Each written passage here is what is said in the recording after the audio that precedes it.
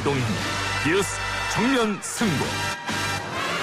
이동형의 뉴스 정면 승부.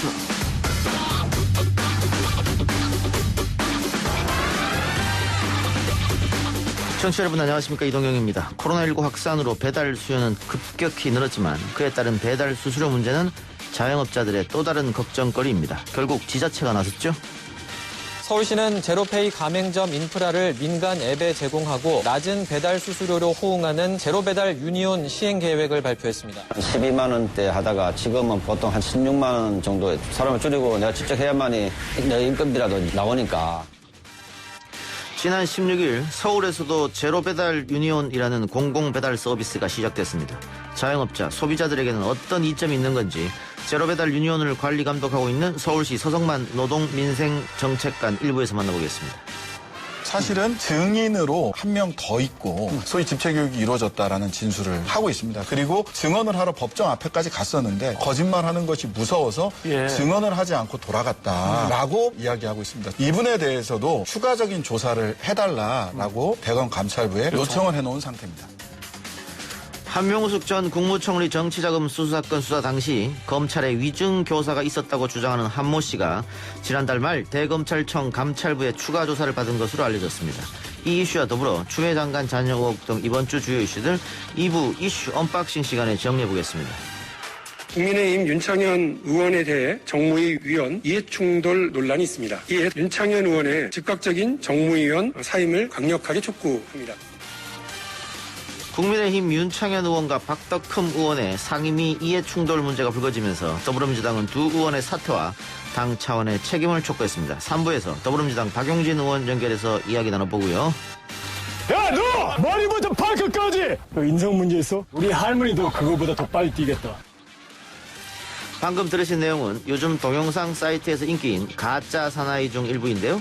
오늘부터 매주 금요일 4부에서는 우리 사회 주요 이슈를 유튜브 콘텐츠를 통해 확인하는 시간 준비했습니다. 첫 시간인 오늘은 가짜 사나이와 요즘 군대 이야기 해보겠습니다. 9월 18일 금요일 이동형의 뉴스 정면 승부 시작합니다.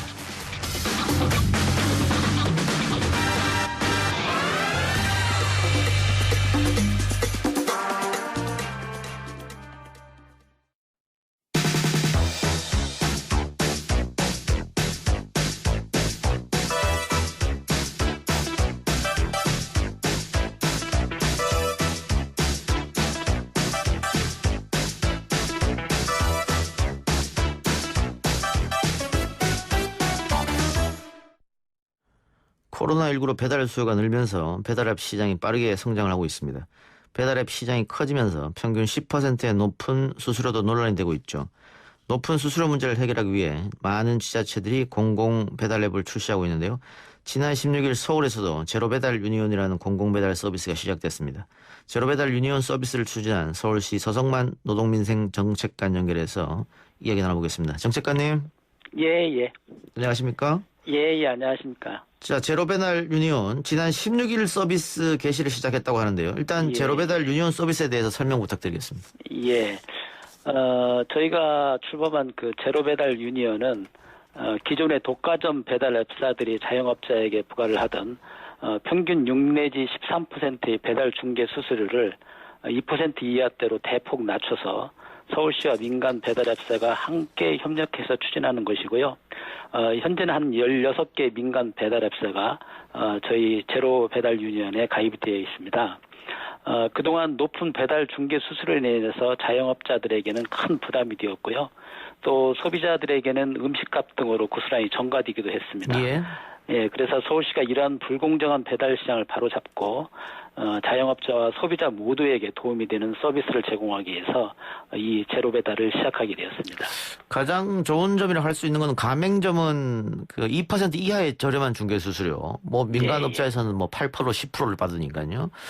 소비자는 7에서 10% 할인받은 서울사랑 상품권을 이 앱에서도 결제할 수 있고. 예, 그렇습니다. 일단 근데 이게 흥행이 되기 위해서는 가맹점도 많이 들어와야 되지만 소비자들도 많이 앱을 다운받아야 되는 거 아니겠습니까? 예. 홍보도 중요할 것 같은데요. 예. 그렇습니다. 저희가 지금 여러 가지 방법을 통해서 홍보를 하고 있고요. 특히 이제 이게 소비자 혜택이 상당히 크기 때문에 소비자들도 반응이 있을 거라고 생각을 하고요. 또 이제 가맹점 확보를 위해서 저희가 기존에 그 제로페이를 통한 가맹점이 한 26만 개가 확보되어 있습니다. 그 가맹점 업체에서도 적극적으로 홍보를 해서 이 가맹점들이 우리 제로배달 서비스에 가입될 수 있도록 여러 채널과 방식을 활용해서 현재 홍보를 해나가고 있습니다. 예. 그 군산에서 만든 앱이죠. 공공앱. 배달의 명수. 이게 4월에는 한 6만여 명, 7만 명 가까운 사람들이 이용을 했는데 7월에는 3만 명 정도. 그러니까 반토막 났거든요. 예. 이런 것도 한번 생각해 보실 텐데 어쨌든 배달의 명수의 실패를 거울 삼아서 다양한 점을 생각해 보고 계십니까? 예. 그 군산에서 이제 현재 운영하고 있는 건 사실은 이제 공공이 직접 그 구축한 배달 앱이거든요. 예. 근데 이제 우리는 그렇게 하는 형식이 아니고 민간하고 협력하는 방식입니다. 이렇게 하는 이유는 시 재정을 매년 투입해야 하는 문제를 좀 고민을 했고요. 또 우리가 볼 때는 민간의 다양한 혁신이라든지 창의 경쟁을 통해서 그 배달앱 시장이 건전한 생태계를 만들어가는 것이 필요했기 때문에 이 민간에서 이런 것이 하게 되면은 자발적으로 또 활동이 되고 또 민간에서 다양한 자본을 또 확보해서 같이 협력을 하게 되면은 공공에서 직접 운영하는 것보다 상당히 효과가 있을 것이라고 저희는 보고 있습니다. 예. 그래서 창의 경쟁 혁신을 위해서 서울시 차원에서 따로 앱을 개발한 게 아니라 중소규모의 배달앱 회사들과 서울시가 손을 잡았다. 이렇게 보면 되겠는데. 예, 그렇습니다. 그런데 이 수수료를 이 정도 낮게 책정하면 결국은 어느 정도 서울시 그 재정이 들어가야 되는 거 아닙니까?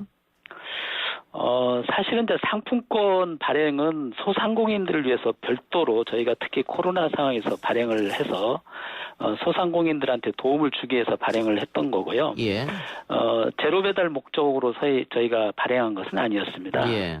근데 이제 어차피 제로 배달을 이용하시는 분들도 소상공인들이고 소비자들이기 때문에 예. 이분들한테도 도움이 되기 위해서 그 상품권을 기존에 오프라인에서만 이용을 했었는데 제로 배달에서도 사용할 수 있게 했다는 그 특징이 있고요. 예. 예, 그렇습니다. 예. 그 민간에서 하는 앱을 보면 첫 서비스 개통 때는 어느 정도 할인을 해주고 이런 것들 다양한 그 유인책이 있는데 예. 이번에 하신 이 제로 배달 유니온에서의 소비자 유인책은 아까 얘기했던 상품권에서 조금 더 보태주는 거 말고 또 혹시 있습니까? 다른 것들이? 상품권을 현재 구매를 할 때는 보통 7 내지 10% 할인된 가격으로 살 수 있기 때문에 그만큼 할인을 받는 거고요. 예. 그다음에 저희가 이제 이번 오픈 기념으로 예. 특별히 이제 한 10% 정도 추가로 할인해주는 행사를 진행을 하고 있고요. 예. 이건 이제 저희 공공기관에서 상품권을 활용한 그 할인 혜택이고 또 각 배달 앱사별로 이번 이제 출범을 기념을 해서 각각 회사별로 이벤트 행사라든지 여러 가지 프로모션을 진행하고 있기 때문에 예. 소비자의 입장에서는 여러 가지 혜택을 볼 수 있을 거라고 생각을 합니다. 지금 어느 정도 가맹점이 모집됐습니까? 가맹점은 기존의 그 각 배달 앱사들이 그 자체적으로 확보한 그 가맹점도 있고요. 그다음에 이제 저희가 그 제로페이 가맹점에 가입한 그 업체를 소개시켜서 이렇게 가입하는 방법도 있는데 예. 한 3만 내지 한 4만 정도가 현재 가입을 하고 있는 걸로 알고 있고요. 예. 근데 지금 신청이 들어오더라도 여러 가지 이제 그 시스템을 만들어주고 하는 과정에서 조금 시일이 필요하기 때문에 예, 그런 측면도 있습니다. 그래서 조금 이제 어느 정도 지나면은 상당한 숫자가 가입이 될 거라고 저희는 생각을 하고 있습니다. 지금 만든 지 3일 됐는데 3만 4만 명이 가맹점이 가입했다고 하면 일단은 스타트는 나쁘지 않은 것 같은데요. 예. 요건 사실 이제 그 출발하기 전에 한두 달 전부터 미리 홍보를 통해서 가입은 계속 홍보를 하고 있었습니다. 예. 점주분들이랑 소비자분들 반응은 어떻습니까? 3일밖에 안 됐습니다만. 전체적으로 저희가 아직 그 반응을 파악할 수는 없겠습니다만은 일부 통해서 저희가 반응을 보면은 당연히 이제 점주분들께서는 수수료라든지 이런 측면에서 많이 도움이 된다고 말씀을 하시고요. 예. 소비자분들도 뭐 여러 가지 혜택을 받고 있기 때문에 예. 일단은 괜찮은 반응이 나타나고 있는 걸로 저희는 파악을 하고 있습니다. 예. 이 공공 배달 앱을 만들면 소비자한테도 도움되고 특히 가맹점 그러니까 뭐 지역에서 소상공인들에게는 당연히 도움이 될 텐데요. 예. 반면에 그 공공 분야가 이렇게 민간 분야까지 지나치게 간섭하고 개입하는 거 아니냐 이런 의견도 있단 말이죠. 그 부분은 어떻게 보십니까? 아까도 제가 조금 말씀을 드렸습니다만은 이제 이 배달 시장이 엄청 커지고 있는 상황에서 자본력이 있는 기업 중심으로 지금 독과점이 이미 형성돼 있습니다. 예. 근데 이제 이게 독과점이라는 것이 여러 가지 폐해를 나타나고 있지 않습니까? 예. 근데 이걸 방지하기 위해서는 그 신생의 중소업체들이 시장 진입을 좀 쉽게 할 수 있는 방법을 통해서 경쟁을 유도시키는 게 제일 중요한데요. 그 역할을 저희가 하고 있다고 생각을 하고요.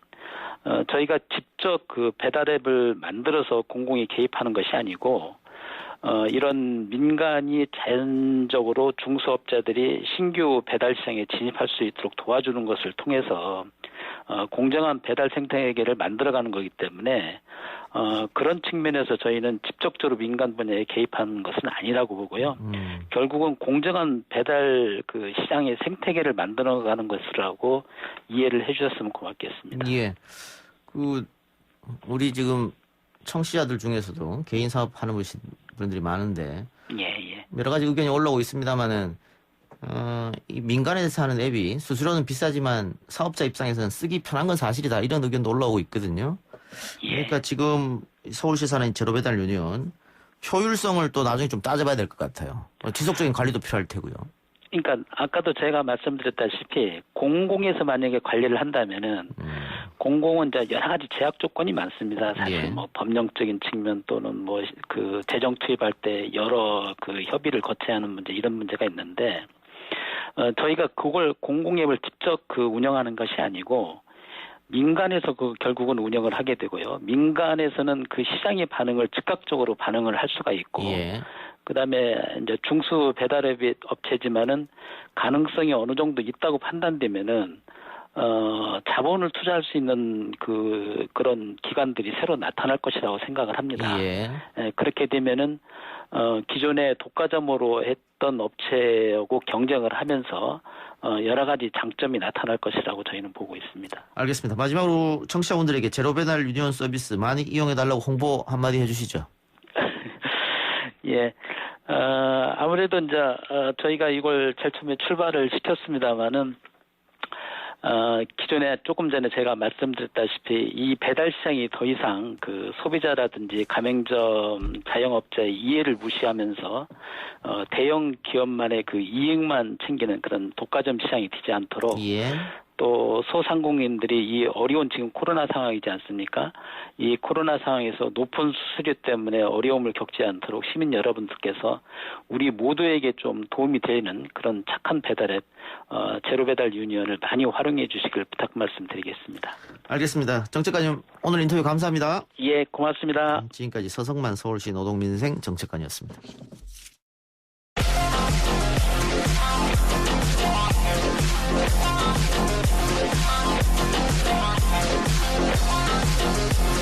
이슈 언박싱 신장식 변호사 시사저널 유지만 기자 나왔습니다. 어서 오세요. 네. 예, 안녕하세요. 코로나19 상황부터 살펴보면 어제보단 조금 줄었는 것 같아요.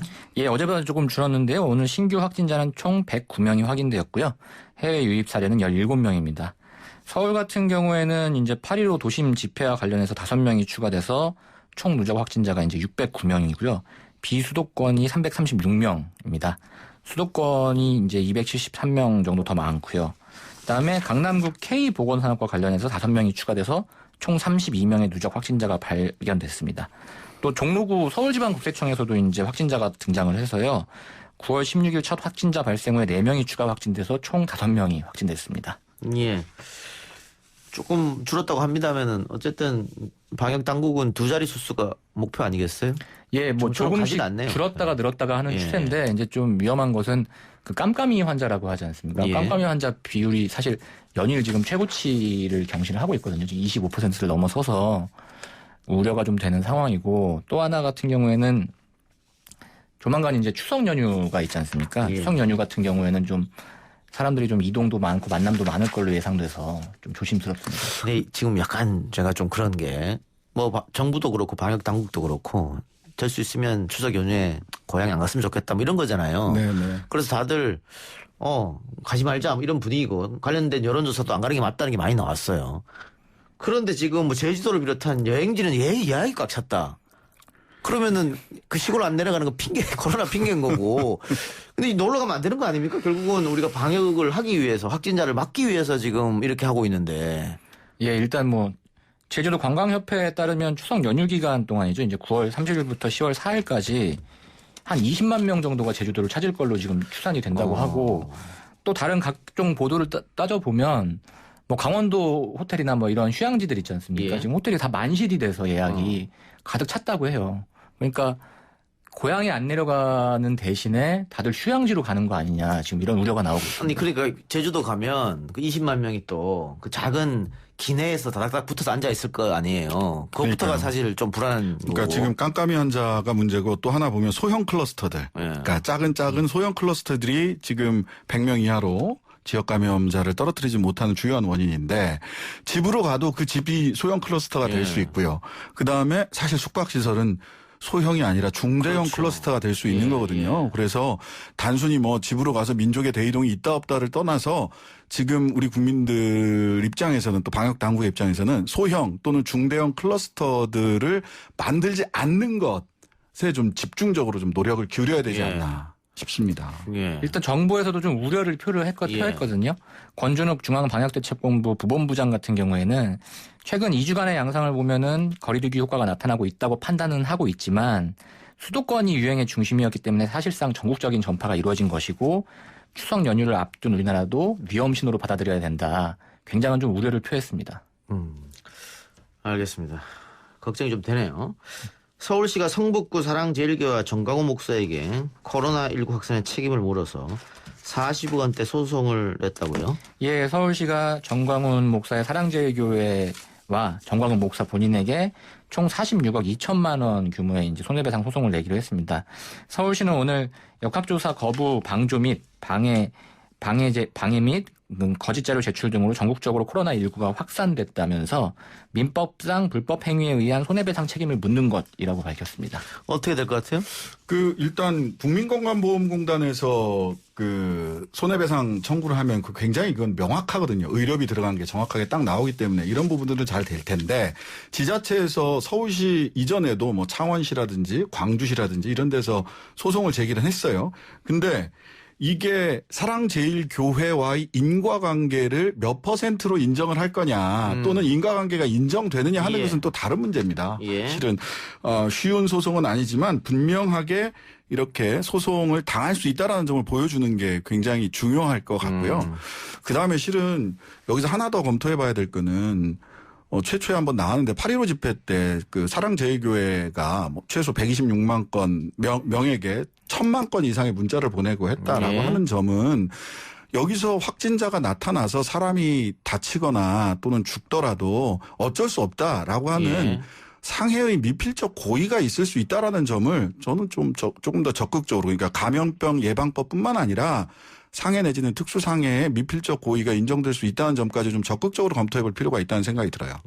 그렇게 되면 이제 민사상 손해배상의 범위도 조금 더 넓혀질 수가 있을 겁니다.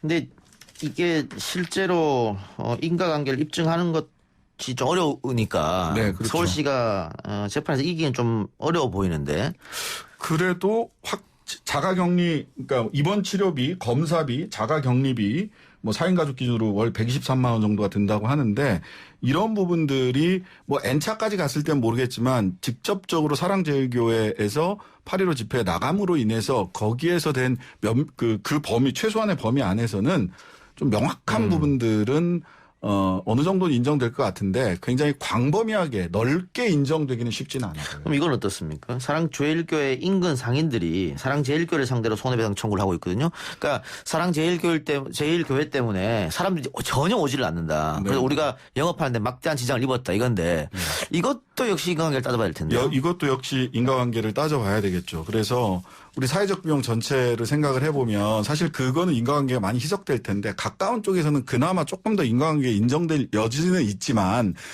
그 인근에 있는 주민들이 상인들이 느끼고 있는 직접적인 손해만큼 인과관계가 인정되는 것은 쉬운 일은 아니다. 예. 쉽지만은 않다. 알겠습니다. 추미애 전 장관 아들 의혹 얘기해보죠. 9월 2일부터 18일까지 포털 기사를 검색하면 14,000여 건이 검색된다라고 하는데 엄청난 양입니다. 예. 뭐 결정적인 한방은 없었습니다. 아직은 나오지 않고 있다. 굉장히 많았지만 예. 주로 이 14,000건이 대부분 어떤 거냐면 이제 대정부 질문에서의 이제 추미애 장관의 답변 예. 부분, 그다음에 정경도 국방부 장관이 뭐 국민의힘 의원들의 질문에 답변한 내용들 이런 걸로 주로 됐고요. 예. 그다음에 신원식 의원이 이제 주장한 그 뭐 통화 녹취 제보를 받았다고 예. 폭로한 부분 정도였는데 아직까지는 이제 뭐 추 장관의 단어 선택이나 뭐 워딩 이런 부분에 대한 기사가 이제 줄을 이뤘고 결정적 한방이라고 할 만한 것들은 찾아보기가 그러니까 처음에 언론에서 의혹 제기하고 야당에서 의혹 제기한 건 불법이냐 아니었냐거든요. 타령. 예. 타령이라는 거예요. 근데 불법. 그러니까 지금은 이게 태도로 바뀌었습니다. 네. 예. 바뀌었는데 변호사님 계시니까 네. 자 불법이 있었느냐, 그러니까 타령이 있었느냐, 혹은 불법으로 휴가를 받았느냐, 혹은 불법 청탁이 있었느냐, 이 문제 법적으로 어떻게 보여요? 다 클리어됐죠. 사실 이 부분은 뭐 문제가 될 게 지금 현재로서는 없어요. 명령권자가 휴가 명령을 내린 거고 자기 개인 연가 사용해서 연가 썼고 이런 부분들이 전부 다 사실관계에서 클리어됐기 때문에 이거 가지고 불법 여부를 가지고 지금은 문제 삼지 않죠. 결과적으로는 지금 태도의 문제로 돌아가 있습니다. 근데 이제 나중에는 이제 태도의 문제가 지나가고 나면 이제 그 얘기 할 겁니다. 국민들이 이렇게 심려를 끼쳤으니까 스스로 정치적 결단을 해라. 이런 요구가 나오지 않을까. 그러면 결정적 한방이 없었다는 건 두 분이 다 동감하는 부분인데. 그렇죠. 스모킹만 있고 스모킹 건은 없었습니다. 그런데 한 2주 동안 이걸로 시끄럽단 말이죠. 예. 과연 이렇게 끌 사안인가. 지금 대정부 질문 4일 동안 4일 내내 뭐 추미애 청문회처럼 진행됐단 말이죠. 네. 국민적 피로감도 있을 것 같아요. 그러니까 양쪽 다 피로감이 있을 것 같아요. 지금 여론조사 결과도 이렇게 나오는 걸 보면 20대 남성들의 지지율이 한 2주 전에는 조금 하향 추세가 있었는데 지금 다 회복이 됐고 그래서 결과적으로 이제는 그 국민의힘이나 이런 쪽에서도 출구 전략을 고민해야 될 때가 됐다라고 저는 생각이 됩니다. 예. 확실히 좀 보도에 대한 피로감이 서서히 나타나고 있는 것 같고요. 그다음에 그 추미애 장관 아들인 이제 서 씨 동료 병사라고 해야 될까요? 동료 이제 복무를 했던 사람들이 카투사 동료들이 이제 증언에 나서면서 현병장 이외의 다른 동료들이 증언에 나서고 특히 있는데. 이제 같은 내무실을 썼던 동료들이 이제 증언에 나서면서 조금씩 분위기가 바뀌고 있는 모양새긴 하고요. 그러니까 그 동료들이 현병장이 했던 주장과는 다른 주장을 지금 하고 있다는 거잖아요. 정반대의 주장을 하고 있죠. 예. 네, 어떤 주장입니까? 마녀사냥이다 이렇게까지 얘기를 하니까 지금. 예. 그러니까 첫 번째로는 무릎이 아팠던 게 맞다. 굉장히 무릎이 아팠는데 불편해했고 그다음에 특혜를 받은 것은 없다. 업무량이 오히려 굉장히 많아서 사람들이 깊이 놀릴 정도로 기피하는 일을 주로 했다는 내용이었고요. 그다음에 정치인의 아들이라는 거를 본인 스스로 대놓고 자랑하거나 의시된 적이 없다. 뭐 이런 식의 내용을 증언을 했습니다. 예. 황제 복무에 대해서는 어떻게 증언했습니까? 어머니의 지위를 이용해서 힘든 일을 안 하고 최대한 편의를 많이 봐줬다는 주장이 있는데 그런 게 전혀 없었다라고 얘기를 했고요. 그래서 느끼기에는 정치인 자식들도 똑같이 군생활 하는구나라고 당시에 느꼈다. 이렇게 증언을 했습니다. 현병장이 주장한 서병장의 휴가 연장 당시 부대가 난리가 났었다. 이런 주장에서 어떤. 그 당시 부대에선 전혀 몰랐다고 얘기를 하고요. 선임들도 몰랐고 부대 전체적으로도 몰랐다. 그리고 카투사 일반 병사들도 그런 일이 일어났는지 당시에 전혀 몰랐다. 그러니까 부대가 난리가 났었으면 그 소위 현병장이 얘기한 대로 그 미복귀했기 때문에 난리가 났다. 그럼 23일부터 난리가 났었어야죠. 25일 날 본인이 단객사병일 때 그때 부대가 난리가 났다. 이렇게 얘기하는 거는 그거는 사실은 상식적으로 이해하기 어려운 주장이죠. 카투사는 주말에 인원 체크 안 한다고. 아니 뭐 점호는 안 해도 인원 체크는 다 한다라는 게 기본적인 지금 우리가 확인한 사실이잖아요. 실제로 근데 그런 주장을 하는 쪽이 있어요. 예. 주말에 이제 카투사 같은 경우는 외출이 많기 때문에 예. 그리고 외부 생활하는 경우가 많기 때문에 소위 말해서 그냥 그 주말 동안은 휴가 명령이나 이런 걸 내지 않고 그냥 남들 나간 김에 같이 나가서 소위 말해서 뭉개고 있었다 뭐 이런 식의 얘기를 하는 경우도 있더라고요. 그게 군대입니까? 그러니까 그쪽 분들이 얘기하는 게 아니 이게 두 가지예요.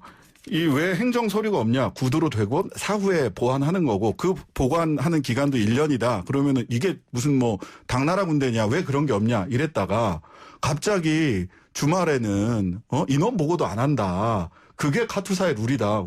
뭐가 당나라 군대야? 어떨 때는 굉장히 엄격한 군대여야 되고 어떨 때는 당나라 군대여야 되고 이래요. 저도 26개월 꼬박 하루도 안 빠지고 군생활을 해봤습니다만 인원 체크 안 하는 날이 단 하루라도 있었는지 모르겠습니다. 없습니다. 그거는 군대 갔다 온 분들은 다 점호가 있느냐 없느냐는 다를 수 있지만 인원 체크 현원 몇 명, 사고 몇 명 이거는 뭐 기본이죠 사실.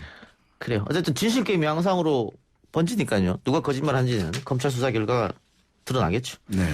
국민의힘 조수진 의원은 추미애 장관의 국회의원 시절 정치자금 내역을 아마 살펴본 것 같습니다.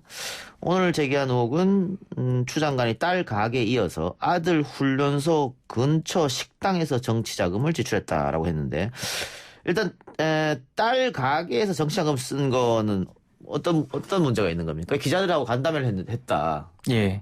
한 2014년 11월부터 2015년 8월까지 총 21차례에 걸쳐서 딸이 운영하는 양식당에서 이제 250만 원 정도를 썼는데 명목은 대부분 기자간담회, 정책간담회 등의 형태였거든요. 그리고 크리스마스에 2014년 크리스마스에 뭐 민주당 막내급 기자 3명과 뭐 15만 원어치를 먹었고 2015년에는 3월부터 7월까지 매달 한 번씩 주말인 일요일에도 이태원에서 기자간담회를 했다. 뭐 이런 내용인데요. 예. 이제 뭐 핵심은 기부금, 정치자금을 가지고 이제 소위 말해서 딸에게 퍼준 거 아니냐. 뭐 이런 식의 이제 주장이에요. 뭐 이걸로 문제 삼을 수는 있겠습니다만 기간이 지금 한 1년 조금 안 되네요. 예. 1년 조금 안 돼서 총 금액은 250만 원 정도. 네. 250만 원을 퍼줬다고 하기는 좀 그런 금액인 것 같은데. 어쨌든 이 변호사로서 이게 불법적입니까 어떻습니까? 일단 정치자금법상 이건 문제가 안 돼요. 정치자금법상으로는 아무런 문제가 안 됩니다. 정치자금은 이렇게 모아가지고 이런데 기자간담회, 그러니까 개인을 위해서 쓴 게 아니라 의정활동을 위해서 사용했던 부분이기 때문에 이걸 문제 삼기는 어렵습니다. 아니, 불가능합니다, 사실. 다만, 이런 식의 이야기를 통해서 마치 정치자금을 또는 국민의 세금을, 정치자금이라는 건 사실은 세금도 아니에요. 이 기부금품, 이 후원회를 통해서 모은 돈이거든요. 근데 이거를 기자간담회 등 의정활동을 위해서 썼다라고 하면 법적 문제는 하나도 없고요. 다만 이렇게 지금 소위 아들 문제를 가지고서 위법이 있었다, 뭐 청탁이 있었다 이렇게 얘기하다가 사실관계에서 어느 정도 클리어돼 가지가니까 먼지털이식 의혹 제기, 그러니까 스모킹을 계속 피우고 있는 거 아닌가라는 생각을 가질 수밖에 없어요, 사실. 과거에 어떤 의원들은 한 주유소에서 1년에 몇 천만 원씩 기름을 넣어서 문제가 생겼잖아요. 예. 네, 그거 한번 사실은 우리나라에서 제일 기름값 비싼 데가 강남도 있지만은요. 여기도 국회의사당 아닙니까? 하루에 4차례 기름을 넣었던 사람들도 있는데 이참에 이게 문제가 됐으니까 전수조사를 하면 어떨까? 어디다가 썼는지. 예, 한번 뭐 해보는 것도 좋을 텐데요. 실은 근데 정치자금으로 이렇게 돈 빼돌려서 쓰는 게 사실은 굉장히 어려워요. 국민들이 굉장히 엄격하게 감시를 하고 있기 때문에 9시인가 10시 넘으면 아예 쓰지를 못하고요. 술집에서도 못 씁니다. 식당에서밖에 못 쓰고. 예, 이렇게 굉장히 엄격하게 그 관리를 하고 있지만 또 한편, 그러니까 다른 회사 법인카드 쓰는 것과는 굉장히 까다롭다. 그건 완전히 차원이 다르다. 쓰는 방식이. 하지만 뭐 이걸 가지고 문제 삼고 싶다면 진짜 전체 한번 까보자. 국민들은 아마 그걸 원할 겁니다. 지금 그런데 주호영 원내대표가 동부지검 수사 결과는 어떤 결과가 나와도 인정할 수 없다라고 말했거든요. 예. 이건 조금 이해가 안 되는 부분이네요. 일단 논리는 이제 그 현재 검찰 구성원들이 추 장관이 보낸 검사장, 추 장관이 보낸 사람들로 짜여져 있다. 뭐 이런 취지거든요. 8개월 동안이나 검찰이 수사를 안 하고 뭐 소위 말해서 그쪽 표현으로는 뭉개고 있었기 때문에 어떤 결과가 나오더라도 신뢰할 수 없다는 입장을 보였고요. 그다음에 국민의힘은 뭐 이틀 전 같은 경우에는 군검 합동 수사를 해야 한다. 이런 식의 주장을 하기도 했습니다. 제가 보기에는 이거는 이제 출구 전략을 짜는 것 중에 하나인 것 같아요. 검찰 수사가 빠르면 추석 전에 일정하게 결과를 내올 수도 있는 상황으로 보이거든요. 그럼 그랬을 때 검찰 수사 결과가 국민의힘에서 열심히 먼지를 이렇게 피워 올렸던 이것과 좀 달리 나왔을 때 못 믿어 이렇게 되는 건데요. 이 국민의힘 얘기대로라면 검찰도 추 장관이 장악하고 있고 군대도 추 장관이 다 장악하고 있어야 돼요. 이렇게 우리나라 법무부 장관이 군대와 검찰을 현재 지금 검찰총장과 법무부 장관 간의 의견 대립이 있었다는 걸 국민들이 다 보고 있는데 봤는데 이거를 다 장악하고 있다. 그러니까 믿을 수 없다. 결국은 그 추석을 전후해서 이 검찰의 수사 결과가 1차 결과가 나오면 추석 민심 한번 싹 살펴보고 그다음에 정기국회 때 뭐 증인 채택 문제라든지 국정감사 문제라든지 이렇게 갈지 아니면 못 믿겠어요 하고 쓱 페이드 아웃 한다고 할지 요거는 아마 검찰 수사 결과를 보고 국민의힘이나 주호영 원내대표도 태도를 정하지 않을까. 근데 일단은 검찰 수사 결과 어떻게 나와도 우린 못 믿어라고 미리 프레임을 짜는 잡아놓는 거죠. 미리. 알겠습니다. 다른 이슈로 가보죠. 한명숙 전 국무총리 정치자금 수사건 수사 당시에 검찰에 위정교사가 있었다라고 주장한 한모 씨가 지난달 말 대검찰청 검찰부의 추가 조사를 받은 것으로 알려졌습니다. 신 변호사가 한 씨의 법률 대리인이라고요? 네, 그렇습니다. 제가 그래서 대검에 감찰 요청서를 지난 6월 달에 제출을 했고요. 이 사건은 쉽게 얘기하면 네. 검찰에서 한명숙 전 국무총리를 속된 말로 잡아넣기 위해서 증인들에게 이렇게 증언해라고 강압 압력을 넣었다는 거잖아요.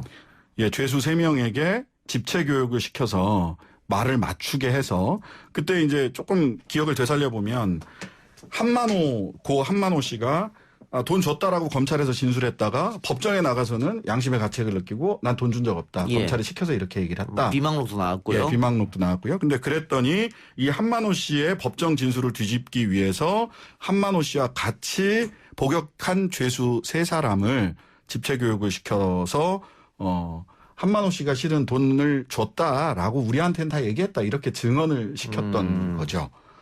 근데 그런 사람들이 한두 명이 아니다 이 말이잖아요. 예, 그렇습니다. 지금까지 3명의 죄수가 등장을 했는데 그중에서 최모 씨하고 한은상 씨는 같은 취지의 집체 교육이 있었다라는 진술을 했고요.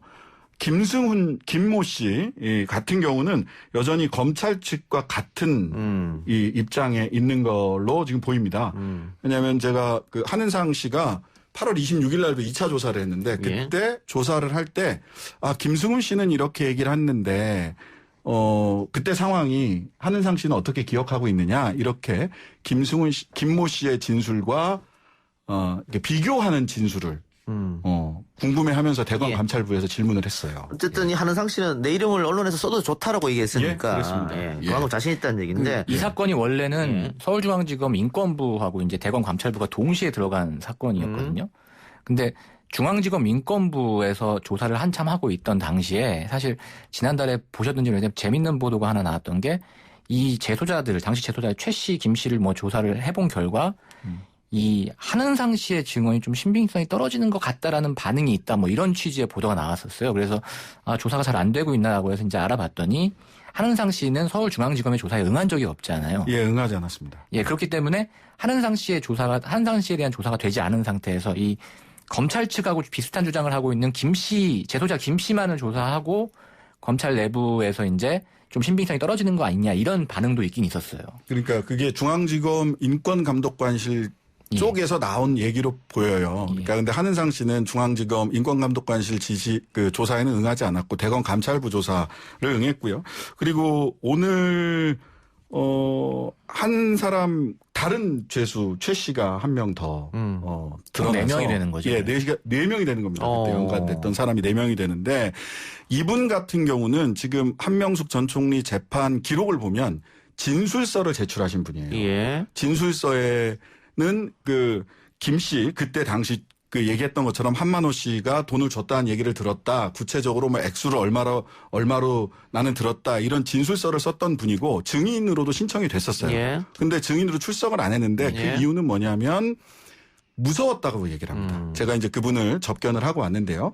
무서웠다. 거짓말하기가 무서웠다라고 하면서 조목조목 이렇게 편지를 보내셔가지고 조목조목 내가 진술서에 7번 답변을 이렇게 쓴 이유는 왜 검찰이 이렇게 쓰라고 했었었다. 8번 답변을 이렇게 쓴 이유는 검찰이 이렇게 쓰라고 했었었다라고 구체적으로 진술서의 항목 하나하나를 짚어가면서 이거는 검찰이 처음에는 이렇게 쓰라고 했다가 다음에는 이렇게 쓰라고 했다라는 구체적인 진술을 서신으로 좀 보내주셨어요. 그런데 이렇게 증언자들이 나와서 당시에 우리가 검찰이 시키는 대로 할 수밖에 없었다라고 얘기했었는데 검찰이 이에 대해서 그 전과 있는 사람들의 말을 어떻게 믿느냐 이런 근데 그렇다면 거꾸로 전과 있는 사람들 믿을 수 없는 사람들을 어떻게 증인으로 법정에 출석시켰을까요? 당시 재판 때는 한만호 씨의 법정 진술을 뒤집기 위해서 그분들을 재소자들을 전부 다 증인으로 검찰 말에 따르면 채택하고 그 믿을 수 없는 사람들을 법정의 증인으로 세운 셈인데 그건 좀 앞뒤가 좀 안 맞는 주장인 것 같습니다. 예.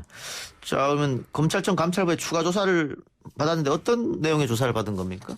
네. 뭐 구체적으로 보자면 당시에 소위 집체 교육이 이루어졌을 때 당시에 집체 교육을 담당했다라고 했던 사람이 이제 어미준 검사라고 한은상 씨나 최 씨는 지목을 하고 있어요. 예? 이분이 어떻게 구체적으로 집체 교육을 시켰는지에 대해서 구체적 정황을 주로 물었고요. 그다음에 아까 말씀드렸던 것처럼 중앙지검 인권감독관실에서 조사를 받은 것으로 추정되는 김모 씨와 상황이 좀 달리 진술하고 있는 부분들을 하나하나 따져 묻는 이런 조사가 지난 8월 26일 날 있었습니다. 예. 근데 뭐 한만호 씨의 어떤 비방록이나 한흥상 씨의 증언을 보면 결국은 검찰이 선거에 영향을 미치려고 이런 행동을 했다. 뭐 그런 증언이 나오잖아요. 네. 그렇습니다. 사실 이 사건을 통해서 우리 한명숙 전 총리의 재판의 진실, 사실이 무엇인가, 진짜 진실이 무엇인가도 밝혀져야 되겠지만 그 이후에 그 한은상 씨도 진술을 한 바가 있어요. 저희들한테도 말씀을 하고 그 방송에도 나왔는데 당시 있었던 서울시장 선거와 관련해서 2010년에 있었던 서울시장 선거와 관련해서 뭐 고위 공무원, 서울시의 고위 공무원이 집체 교육하는데 와 있었다라고 하는 진술도 있고요. 그래서 이건 감찰을 통해서 충분히 사실관계가 드러나야 되고 또 검사들이 그 당시에 한명숙 전 총리가 처벌을 받게 되자 또는 서울시장 선거에서 낙선을 하게 되자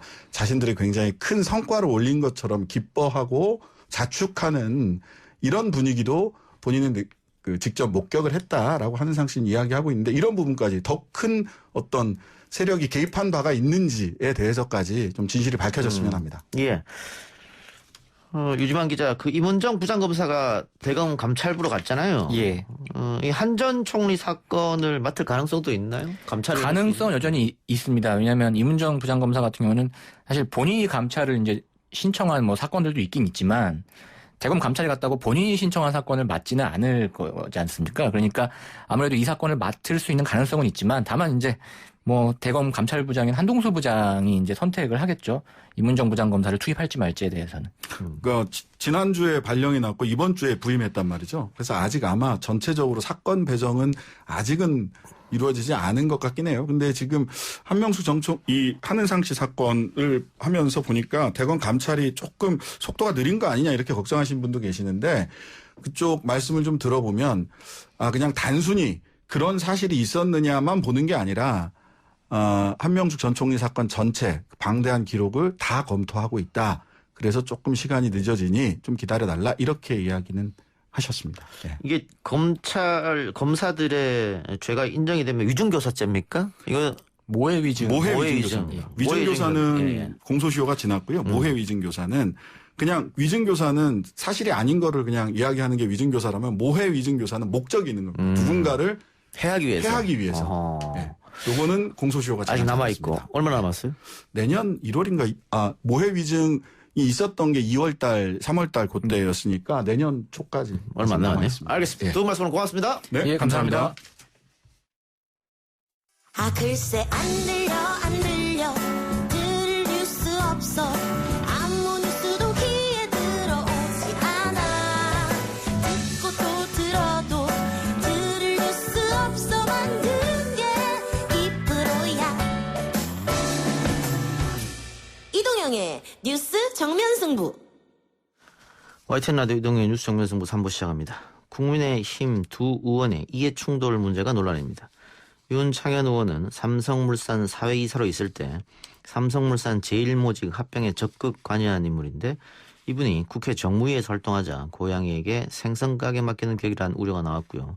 박덕흠 의원은 가족 기업들이 피감기관 공사를 1,000억 원대 수수한 걸로 알려지면서 경찰에 고발된 상태입니다. 국회 정무위 소속 더불어민주당 박용진 의원과 관련 이야기 나누고 있습니다. 의원님 나와 계십니까?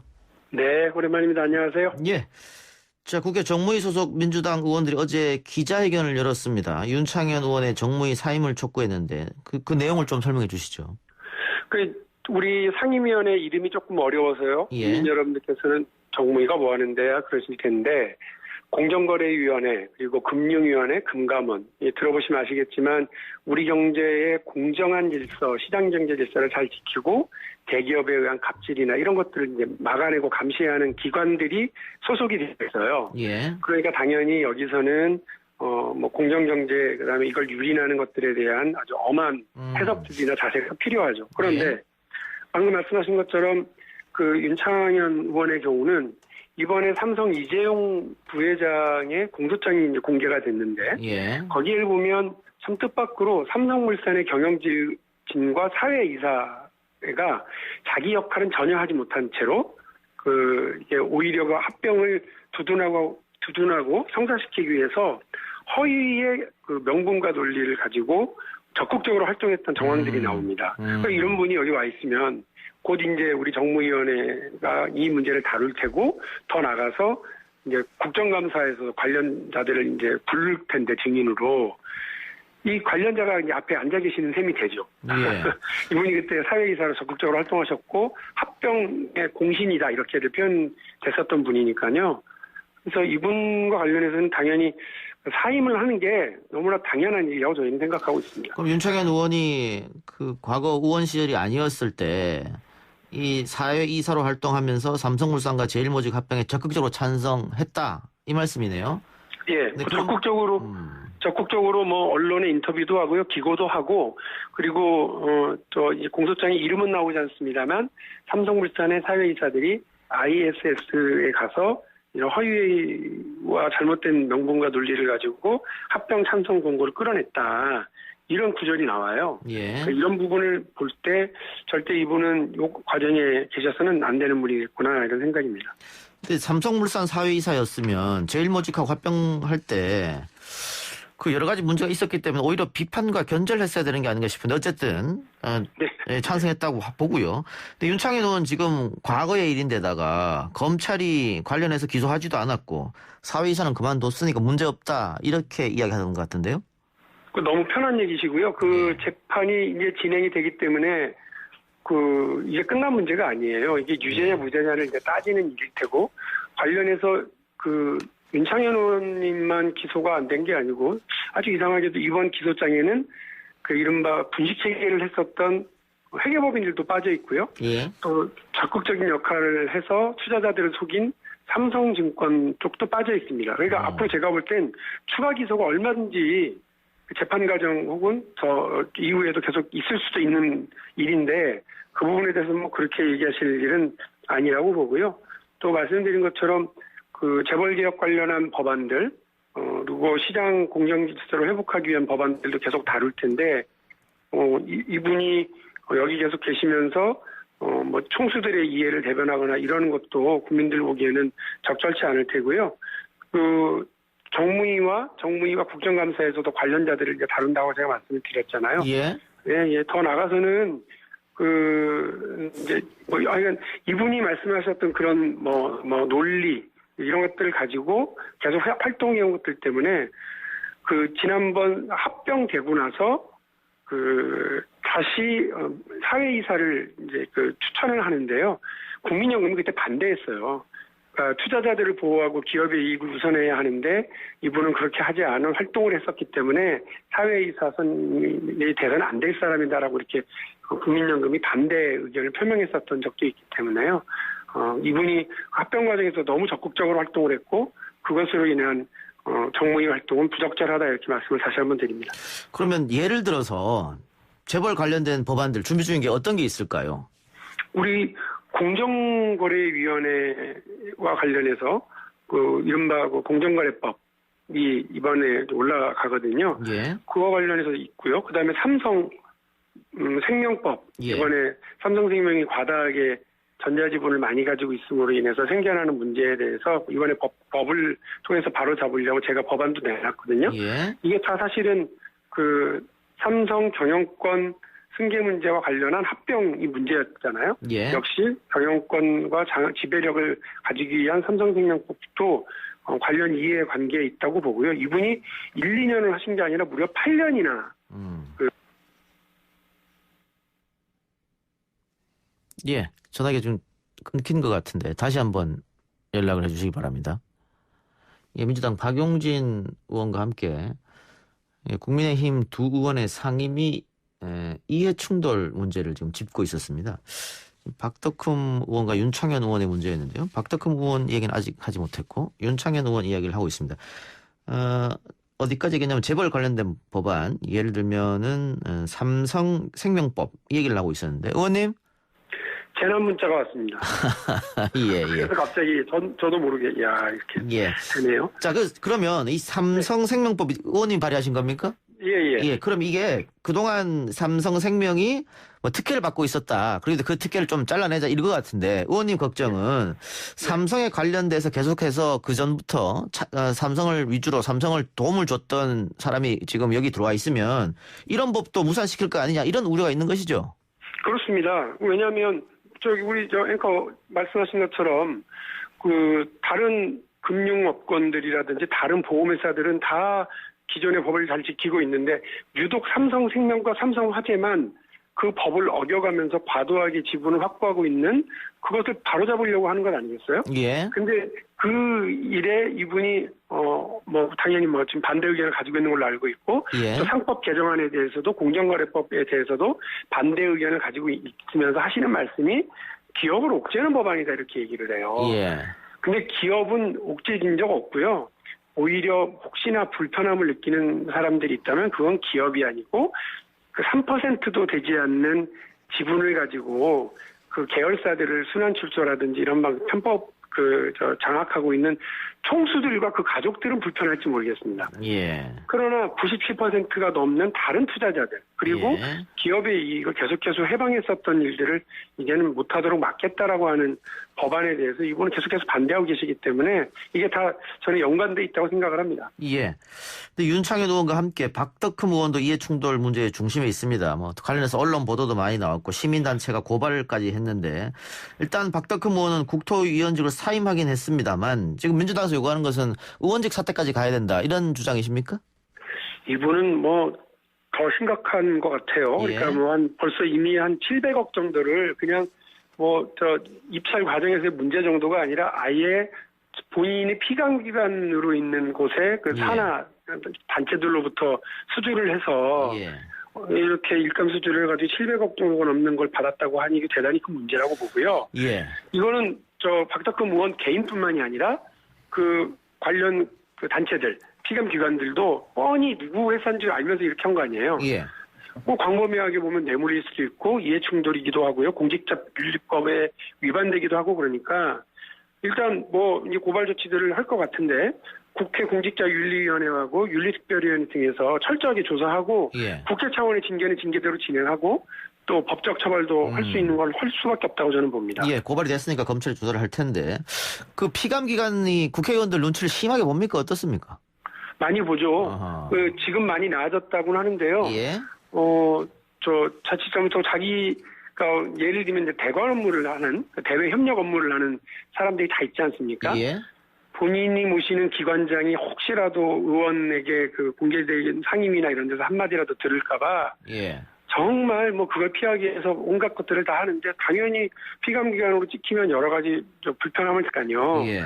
국회의원이 밖에 나가서는 우리 지역구가 가지고는 을 중에 을이지만 국회에 와가지고 피감기관을 대할 때는 진짜 갑 중에 갑이에요. 그러니까 이런 부분들 혹시라도 악용해서 압력을 넣고 일감을 따내고 돈을 벌고 이러는데 국회의원의 직을 이용했거나 그거를 눈치를 보고 미리 그렇게 건설 관련한 이런 걸 줬다고 그러면 그 기관장과 그 단체도 당연히 저는 처벌 대상이라고 봅니다.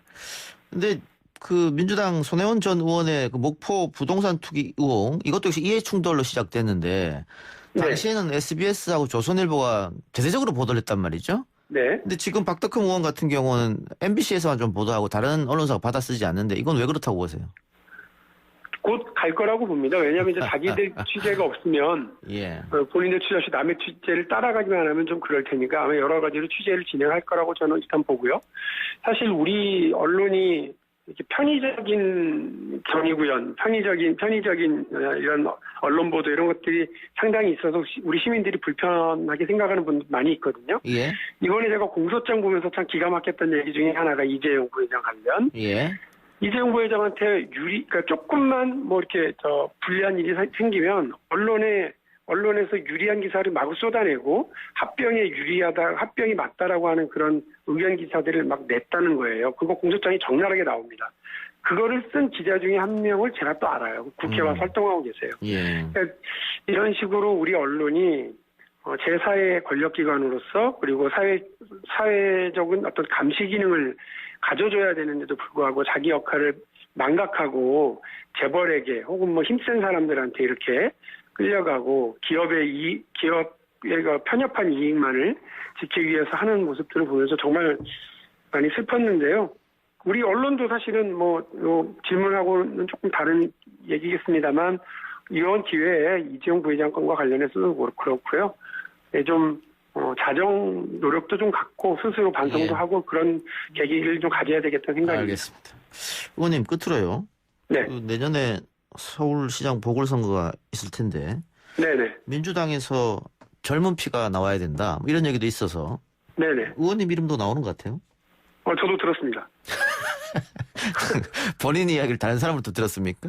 예, 언론 보도에도 나가고, 예. 언급하는 분들도 많고, 예.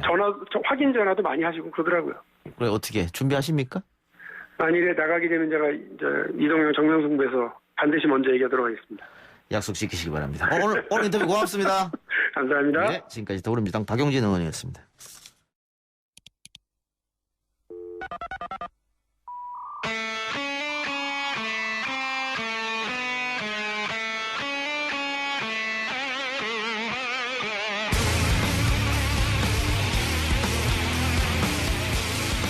YTN 이동의 뉴스 정면승부 4부 시작합니다. 뉴스 정면승부에서 새롭게 선보이는 코너 유튜브를 보는 세상.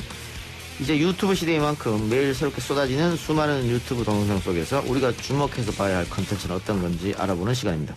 최근 언론에서 군대 이야기로 시끄러웠는데요. 유튜브에서도 군대 관련 컨텐츠가 반응이 뜨겁다고 합니다. 오늘 유튜브로 보는 세상 첫 시간은 군대 이야기 해보겠습니다. 이 코너 함께할 분 새로운 소통연구소 하은기 소장 그리고 요즘 군대 증언해줄 전역 6개월 차 김주민 씨 나왔습니다. 어서 오십시오. 안녕하세요. 네, 안녕하세요. 자, 하은기 소장 청취자들 인사해 주시죠. 안녕하세요. 새로운 소통연구소의 하헌기라고 합니다. 그 유튜브 상에서 퍼져 있는 가짜뉴스 생산자들한테 어떻게 하면 효과적으로 스트레스를 주입할 수 있을지를 연구하는 그런 소통 방식을 연구하는 연구소입니다. 가짜뉴스를 깨겠다? 예. 유튜브 지금 하고 계시죠? 유튜브 하고 있습니다. 구독자 얼마입니까? 12만 명 정도 됩니다. 얼마 만에 12만 됐어요? 12만은 한 9개월, 10개월 정도 걸립니다. 상당히 빠르군요. 이제 3주 만에 6만이 돼서 그때부터 이제 정체가 시작됐다는. 3주 만에 6만 됐는데? 네, 9개월 만에 12만? 예, 한 그 정도 됐습니다. 그래요. 제가 보니까 1년 3개월 된 것 같아요. 저는 1년 3개월. 어느 정도, 어떤 게 말씀? 제가 유튜브 시작한 지 1년 3개월. 예. 네. 저는 오늘자로 27만 명. 어제 제가 라이브를 했는데 이동영 씨랑 좀 합방해주면 안 되겠냐 그래서 제가 라이브에서 내일 합방한다고. 그래요. 매일 하세요? 유튜브는? 그 컨텐츠는 이제 제작 여력이 좀 딸려서 일주일에 한 2개 정도 올리는데요. 쉽지 않더라고요, 이게. 예, 정말 좀 쉽지 않더라고요. 네. 예, 그래서. 그래요. 알겠습니다. 일단 많은 분들이 사랑해 주시니까 앞으로 더 가짜뉴스 잠재 노력해 주시고.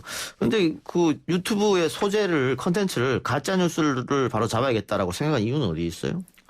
제가 작년까지 국회에서 일을 했습니다. 국회에서? 예. 국회에서 일을 했는데 4월 달쯤에 그 의사국 점거 사태 있지 않습니까? 예. 그 당시 자유한국당 의사국을 점거하는데 거기에서 이제 우파 유튜버들이 이렇게 돌아다니면서 그 장면을 찍고 있더라고요.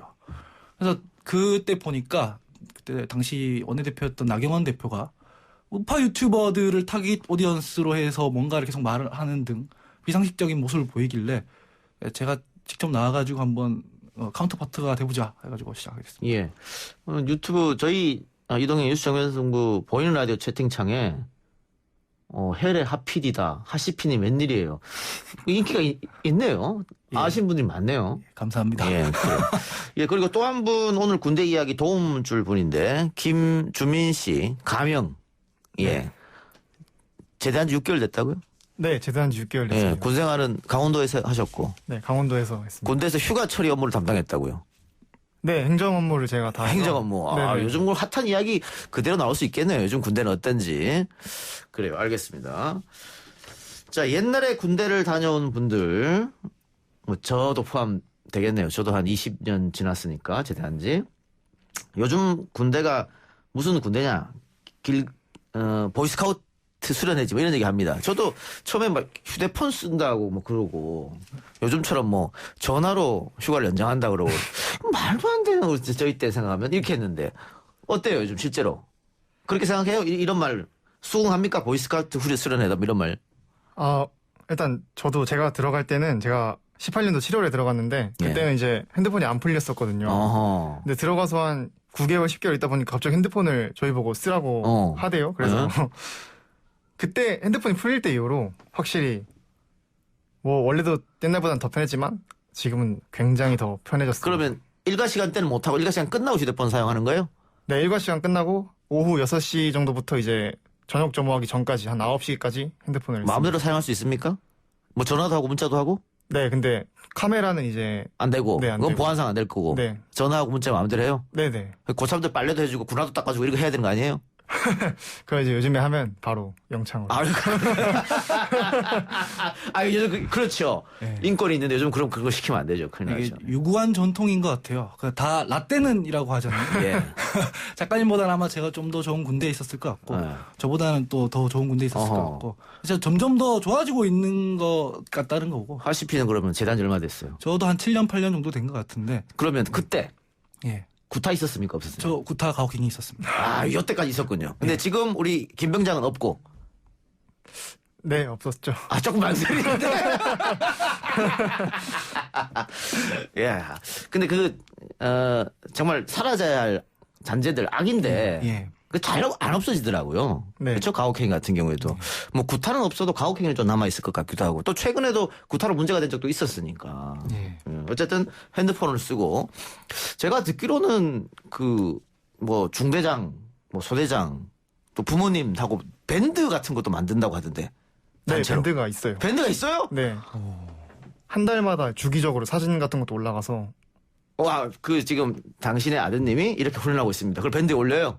훈련이라기보다는 뭐 중대 단결 행사 이런 거 하면은 다 같이 뭐 회식하는 거나 그런 거를 이제 올려주시면 본인들이 그걸 보시고 네 소통을 합니다. 예, 청취자 여러분 이렇게 바뀌었습니다. 그러네요. 예, 우리 아들이 어떻게 생활하는지 중대장과 소대장과 함께 밴드방에 들어가 있는 겁니다. 그래요. 자, 최근 군대 얘기로 온 언론이 시끄러운데 요즘 군대 휴가 체계는 어떻습니까? 제 때는 뭐 100일 휴가, 또 일병 휴가, 상병 휴가, 병장 휴가, 중간중간에 뭐 태권도 단증을 따면은 뭐 포상 휴가, 뭐 사격 잘하면 포상 휴가 뭐 이렇게 있었거든요. 요즘 어때요? 정기 휴가는 똑같습니까? 진급할 때마다 주나요? 요즘에는 정기 휴가를 그렇게 진급할 때 주는 게 아니라 처음 입대할 때부터 다 줘놓고 본인이 알아서 쓰게끔. 네. 알았어. 한번 저 군대 한번 더 가고 싶네요. 지금 너무 좋은 얘기를 많이 하네. 그냥 한꺼번에 딱 몰아주고 필요할 때만 써라 이렇게. 네, 시기는 대충 정해주는데 이제 그래도 본인이 원할 때 나갈 수 있게 이렇게. 그럼 나는 제대할 때쯤에 몰아서 쓰겠다. 이것도 가능합니까? 그게 그러면 너무 길게 휴가를 나가게 되면 그 기간만큼 누군가가 해야 되잖아요. 본인이 없는. 그래서 이제 그거는 되도록이면 안 되는데 어쩔 수 없이 뭐 그런 경우도 있다고는 알고 있습니다.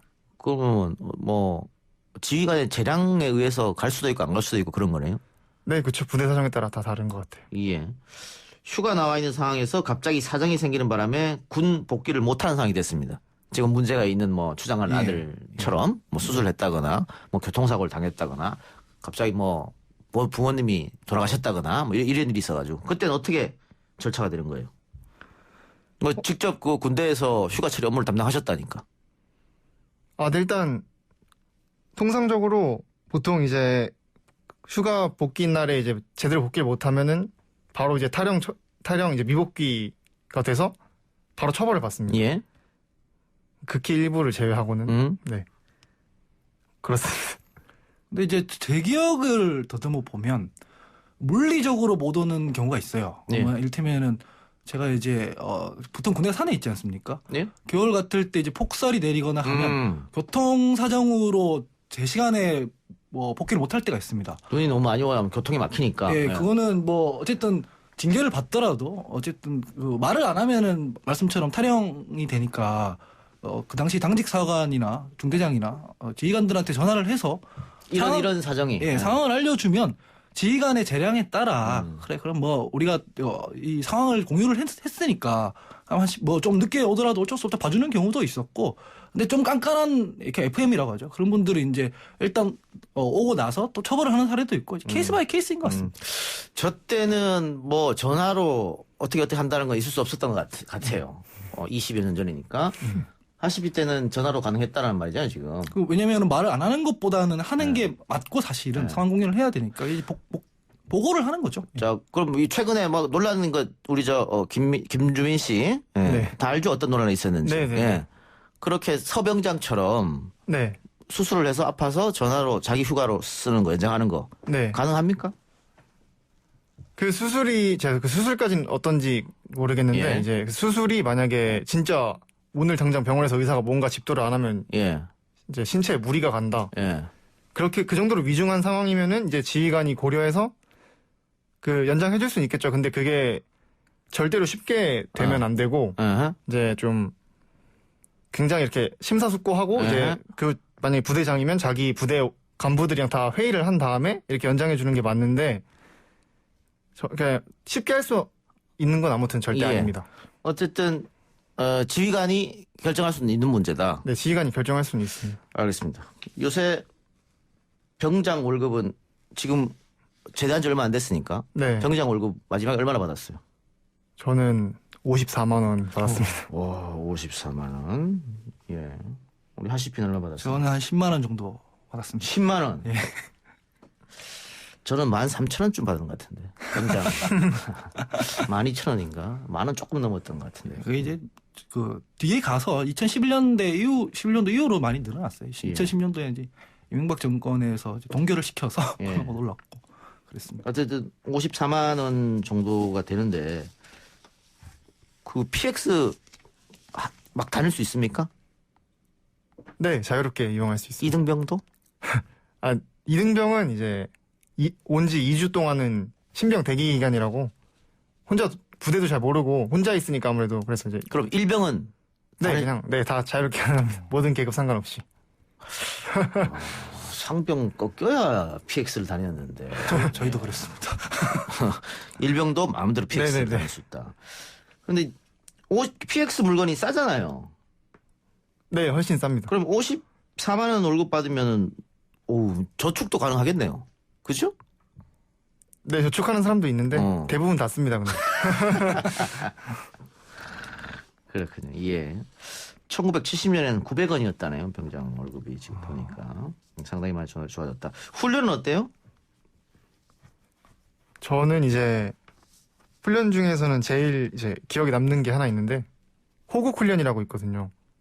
혹강기나 유격은 매년 하는데 이제 호국 훈련이란 건 4년에 한 번씩 하는데 제가 재수없게 제가 입대했을 때 걸려가지고 그걸 했는데 그게 제일 기억에 남습니다. 호국 훈련? 네네. 뭐 제일 힘든 거는 유격과 혹한기 아닙니까? 유격과 혹한기인데 제가 입대했을 때는 천안함이 터져가지고 연평도 이런 게 터져가지고 제가 201 특공여단이었는데 안중근장하고 한 일주일 동안 자고 이런 일이 있었어요. 그래서 그게 너무 힘들더라고요. 힘들다.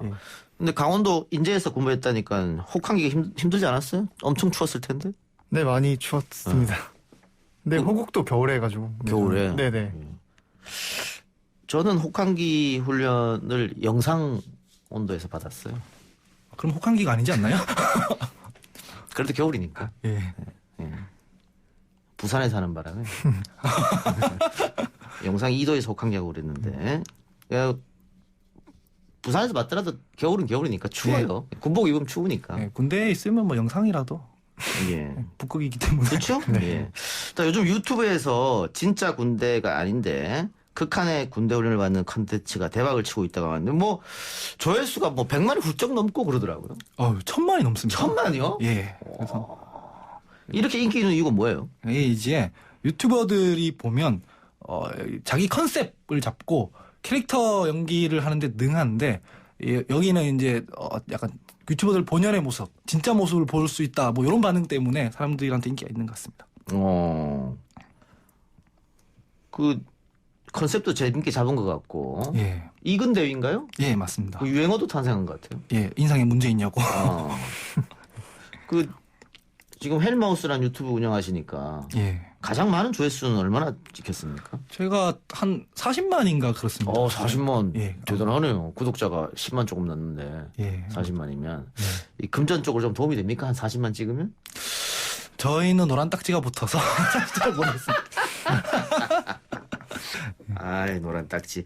왜 붙는지 모르죠 노란 딱지. 왜 붙는지 구글에서 구체적으로 이야기를 안 해주니까. 예, 사실은 저기 행정적으로 말하면 그런데 저희는 이제 변명의 여지가 없는 게 어쨌든 남을 비난하거나 가짜뉴스 만드는 이들을 질타하는 내용이니까 그냥 군소리 없이 받아들이고 있습니다. 예. 아까 뭐 특공여단에 있었다니까 훈련도 굉장히 어려웠겠네요. 힘든 훈련. 예, 저는 이제 저 나름대로는 어려웠다고 생각을 하는데 다른 부대에 가본 적이 없으니까 예, 이제 어떻게 비교해야 될지 모르겠어요. 예. 그 가짜 사나이 유튜브 보면은 거기 UD2 훈련이라고 나오잖아요. 굉장히 힘들게. 예, 그거하고 예. 비교하면 어때요? 그거하고 비교해도 제가 더 쉽게 군생활을 하는 것 같더라고요. 거기서 더 힘들게 하는 것 같고. 예, 엄청 걸리더라고요. 거기서. 그러면 우리 김주민 씨는 이런 UD2 훈련 같은 거 받아보셨어요? 저는 이런 거 한 번도 받아본 적 없고 이런 거 실제로 요즘 군대에서 하면 큰일 납니다. 유격 훈련은 받을 거 아니에요? 네네. 근데 유격 훈련도 이렇게 하잖아요. 아니요. 이거는 절대 아니고 이렇게 하면 다 요즘은 다 배려를 잘해줘서 실제로 성공을 했지만은 비판을 받는 지점이기도 한데 얼차려 같은 게 이제 그냥 교관 기분 따라 하는 것 같지만 얼차려 규정이라는 게 다 육군 규정에 있어서 원래 뭐 머리 원상폭격이라고 하죠 소위 그런 거 하면 안 되거든요. 안 되죠. 안 되는데 여기서는 이제 세게 하더라고요. 사실은 가혹행위죠. 예. 그런데 유격 훈련 가면 사실 말이 유격이지 PT 체조만 엄청 시키잖아요. 예. 온몸 비틀기. 정말 그 온몸이 비틀어지는 예. 유격 체조인데 예. 그것도 힘들지 않았습니까? 그것도 힘들었죠. 힘들잖아요. 예. 근데 최근에 군대 갔다 온 우리 김주민 씨는 안 힘든 것 같아. 유격 훈련이. 다 힘들었죠. 화생방 어디 화생방? 화생방을 제가 여름에 입대해가지고 안 했습니다. 안 했어요? 네. 운이 좋은 거예요? 아니면 요즘에 안 해요? 여름 너무 뜨거울 때 입대하면 이제 그 안에 온도가 너무 높아졌다고 훈련소에서 하는데 그래서 이제 여름 기수는 아마 요즘에 안 하는 기수도 있다고 알고 제가 운 좋게 또 거기 걸린 것 같습니다. 화생방 제가 2번 했는데 2번 다 죽을 뻔했습니다. 예. 예. 저도 처음 느꼈어요. 지옥이 있다면 여기구나. 예. 다시 받고 싶지 않은 훈련인데. 그러니까요. 지금 생각하면 그거 왜 하는지 모르겠어요. 그거 왜 버티라고 하는 건지. 그 사실 방독면 훈련인데. 그 방독면 쓰기 훈련을 하지 그걸 왜 가스를. 굳이 그거 벗고 막 하니까. 어쨌든 요즘 군대는 그렇다. 몇 개월 하고 제대했어요? 저는 20개월 했습니다. 20개월. 네, 한 달 줄어들어서. 원래 21개월이었는데? 네, 원래 21개월이었는데. 하시비는 몇 개월 했어요? 저도 1년 10개월 정도 한 것 같은데. 1년 10개월? 예, 2년 좀 못되게 한 것 같아요. 너무 오래돼가지고 사실 저도 기억이 잘 안 납니다. 2년 조금 못되게. 21개월 정도? 예, 그 정도 했어요. 21개월. 예. 이게 36개월이었다가 조금씩 계속 줄어들어서 지금. 결국은 저는 26개월 했거든요. 예. 줄어들어서 이제 20개월. 지금은 그럼 더 줄어들었어요? 19개월, 18개월 해요? 근데 지금은 완전히 딱 18개월만 18개월. 하고. 네. 옛날 우리 방해했던 분들이 18개월 하셨는데 물론 뭐 육방도 있고 합니다만은 그만큼 많이 줄었네요. 김주민 씨는 그 가짜 사나이 봤어요 유튜브? 네. 어떤 생각이 보고? 거기 그 중에 미필인 분도 있더라고요. 네. 군필이건 미필이건 근데 그렇게 훈련 받으면 진짜 죽을 것 같구나 이런 생각이 많이 들었습니다. 그 군대 갔다 온 분으로서 안 갔다 온 분들 있잖아요. 뭐 정치인도 안 갔다 온 분 있고 뭐 재벌 자제들도 안 갔다 온 사람들도 있고 그런 거 뭐 어떤 생각 들어요? 아니 본인도 가고 싶어 간 건 아닐 거 아니에요. 그렇죠. 네. 솔직히 말해도 되나요? 네, 솔직히 말하세요. 그러니까 아직 가야 되는데 아직 안 간 사람들은 되게 불쌍하고요. 그리고 어떻게 뭐 운 좋게 공익이나 뭐 딴 걸로 해서 안 간 사람들은 솔직히 조금 부러운 생각도 있습니다. 부러운 생각도 있어요. 네, 왜냐면 저보다 편한 게 시간을 보낸 건 맞으니까. 네. 카투사 가는 사람들은 어때요? 굉장히 부러운데.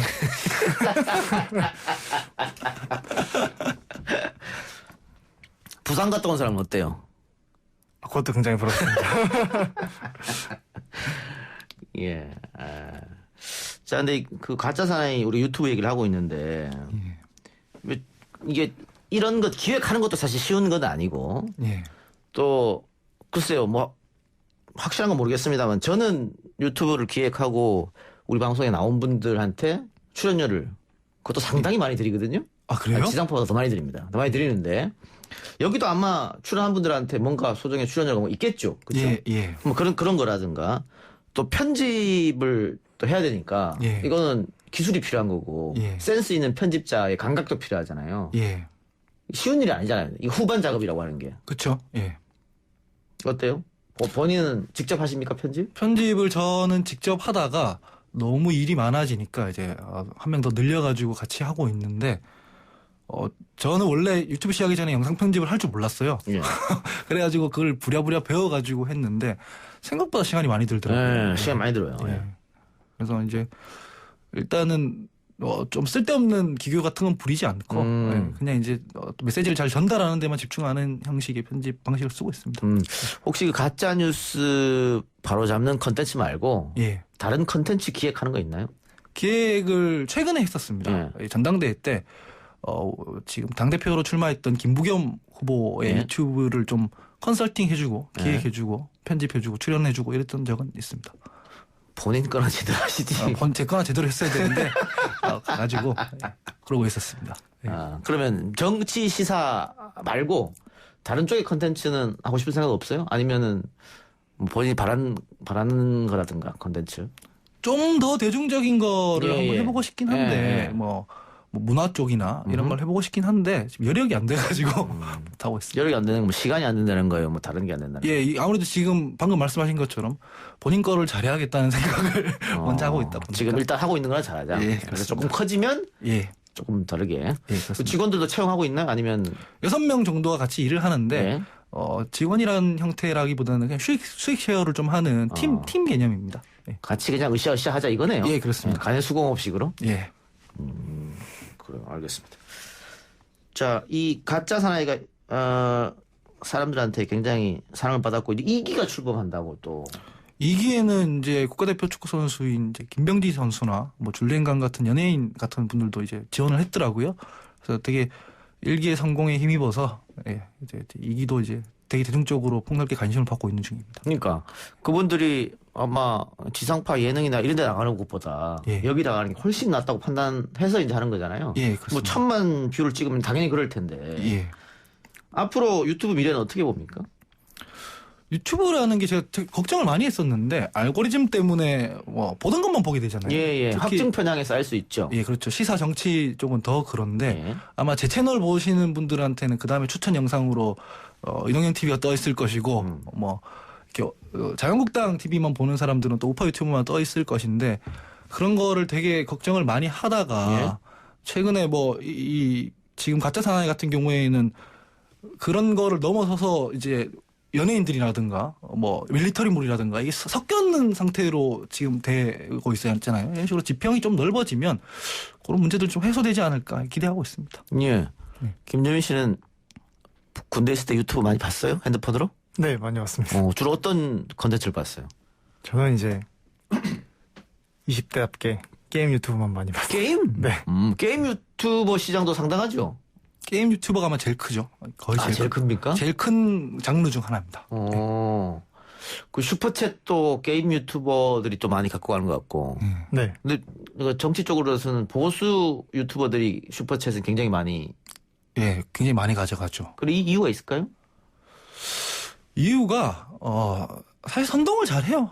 뭐냐면 박근혜 대통령 탄핵 이후에 이제 마음 둘 곳 없는 태극기 부대 혹은 뭐 아스팔트 우파들 이분들이 뭐 마음 둘 데가 없는데 여기서 이분들 생각을 잘 긁어주니까 수고한다 고생한다 하면서 이렇게 슈퍼챗을 이제 주는 것 같더라고요. 약간 후원 개념으로.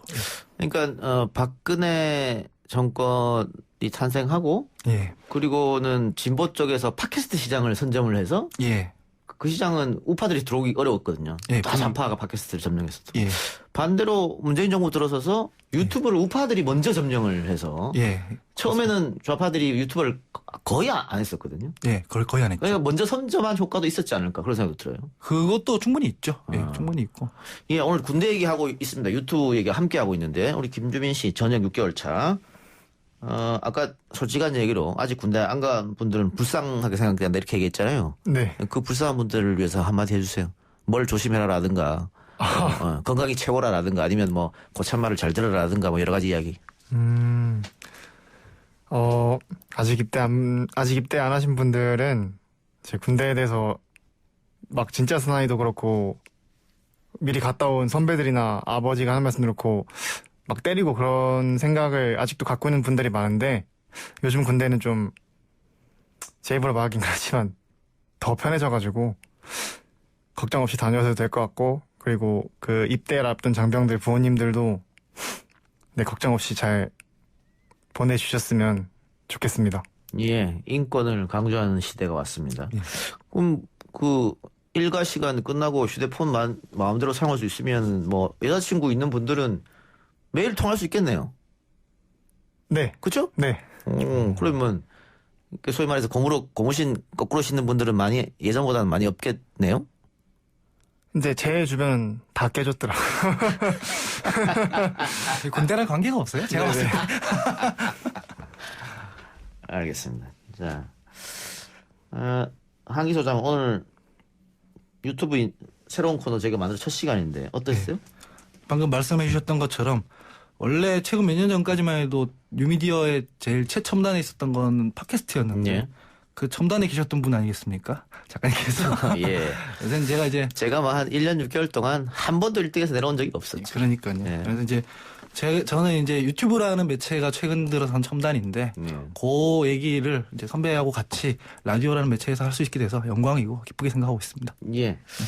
그 지금 그러면 헬마우스에서 PD 역할을 하시는 거예요? 예, 총괄 CP 역할을 하고 있습니다. 그래서 하시피. 예. 킵 프로듀서. 예, 그렇습니다. 그 진행하시는 분도 계시잖아요. 그분 인기가 상당한 것 같은데. 사실 제가 더 많습니다. 네. 뭐 이 자리에 나올 수 없기 때문에 제가 그렇게 주장하고 가겠습니다. 네. 근데 어쨌든 그분은 언론 매체도 많이 소개가 됐고 예. 우리 YTN에서도 하지 않았나요? 아침 방송? 예. 지금 밖에 있는 PD가 예. 아침에 있을 때 맞죠? 땡겼죠. 예. 맞습니다. 그리고 또 저녁 방송 다른 방송에서도 많이 나가고 있는 것 같은데. 예, 방송 뭐 여기저기 많이 하는데 같은 팀이긴 하지만은 크게 관심이 없습니다. 뭐 저를 꽂아주는 것도 아니고. 그래가지고. 알겠습니다. 예. 다음 주에는 혹시 어떤 유튜브 주제를 갖고 올 거예요? 아직 생각하지 않았나요? 아마 연동될 것 같은데 요새 우파 유튜버들 사이에서 유행하는 게 코로나 집단 면역입니다. 예. 그래서 뭐 스웨덴에서 했다 실패했다는. 예. 게. 유튜브 상에서는 뭐 자기들이 방역농단 국민저항본부라고 그런 걸 이제 출범시키기도 했어서. 그 얘기 한번 하겠다. 알겠습니다. 두 분 오늘 수고하셨습니다.